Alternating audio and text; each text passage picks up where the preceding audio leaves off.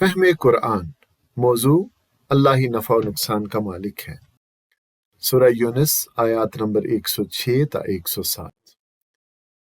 ان آیات مبارکہ میں یہ بتایا گیا ہے کہ اللہ کے سوا کسی کو نہ پکارا جانا چاہیے، کیونکہ اللہ کے سوا کوئی دوسرا نفع و نقصان دینے والا نہیں ہے۔ پہلے ان آیات کی تلاوت سماعت فرمائیے اور پھر ترجمہ۔ اعوذ باللہ من الشیطان الرجیم، بسم اللہ الرحمن الرحیم۔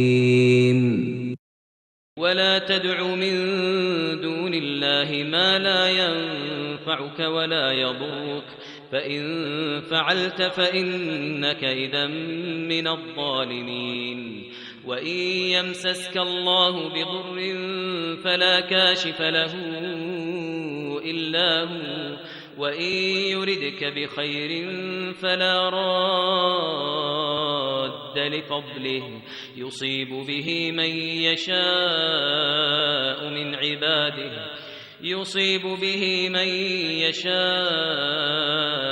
عباده وهو الغفور الرحيم۔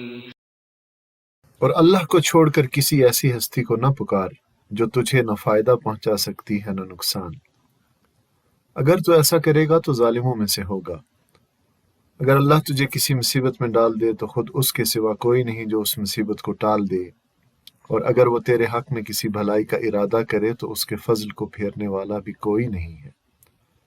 وہ اپنے بندوں میں سے جس کو چاہتا ہے اپنے فضل سے نوازتا ہے، اور وہ درگزر کرنے والا اور رحم فرمانے والا ہے۔ ترجمہ ایک بار پھر سن لیجئے۔ اور اللہ کو چھوڑ کر کسی ایسی ہستی کو نہ پکار جو تجھے نہ فائدہ پہنچا سکتی ہے نہ نقصان۔ اگر تو ایسا کرے گا تو ظالموں میں سے ہوگا۔ اگر اللہ تجھے کسی مصیبت میں ڈال دے تو خود اس کے سوا کوئی نہیں جو اس مصیبت کو ٹال دے، اور اگر وہ تیرے حق میں کسی بھلائی کا ارادہ کرے تو اس کے فضل کو پھیرنے والا بھی کوئی نہیں ہے۔ وہ اپنے بندوں میں سے جس کو چاہتا ہے اپنے فضل سے نوازتا ہے، اور وہ درگزر کرنے والا اور رحم فرمانے والا ہے۔ صدق اللہ العظیم۔